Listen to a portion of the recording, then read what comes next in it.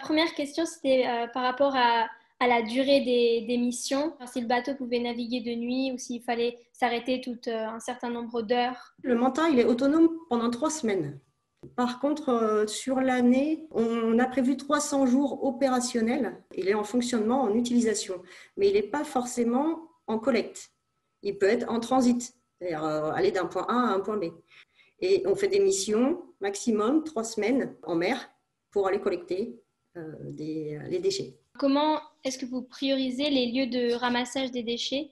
On cherche l'efficacité. Ce qu'on cherche à faire, c'est à collecter le maximum de déchets et être le plus efficace possible. Donc, pour prioriser les zones où on veut aller, forcément, on va aller dans les zones qui sont les plus denses en déchets plastiques.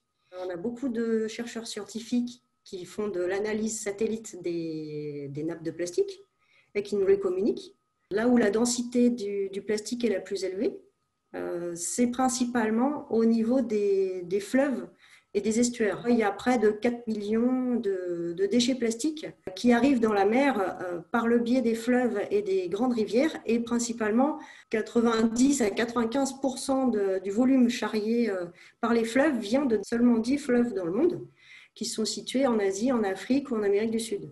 Donc nous, prioritairement, bien sûr, qu'est-ce qu'on fait? On va là où la collecte est la plus importante. La construction d'un bateau aussi spécial, ça doit coûter super cher. Et j'ai vu sur votre page web que vous aviez des sponsors pour le projet. Je veux savoir si est-ce que c'est votre seul moyen de financement? On a des partenariats en ce qu'on appelle en nature. Donc des gens qui te donnent du matériel, comme des panneaux solaires. Et puis, il y a aussi du mécénat de compétences. Ce qu'on appelle ça, c'est des gens qui donnent du temps et qui donnent du savoir. On a des ingénieurs qui travaillent pour nous, qui sont des mécénats de compétences. Il n'y a pas que le côté financier.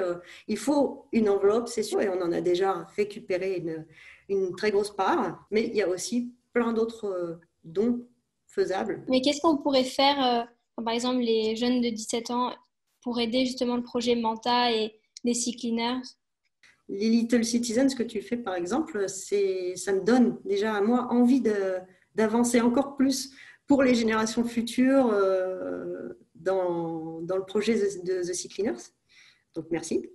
C'est une problématique mondiale, le plastique. Donc, communiquer, échanger, faites de la sensibilisation. La nouvelle génération, vous êtes en attente des adultes, mais que vous êtes là aussi pour prendre ce virage et que vous êtes prêts. Et plus il y aura de personnes qui seront prêtes à évoluer, et plus le virage se fera facilement.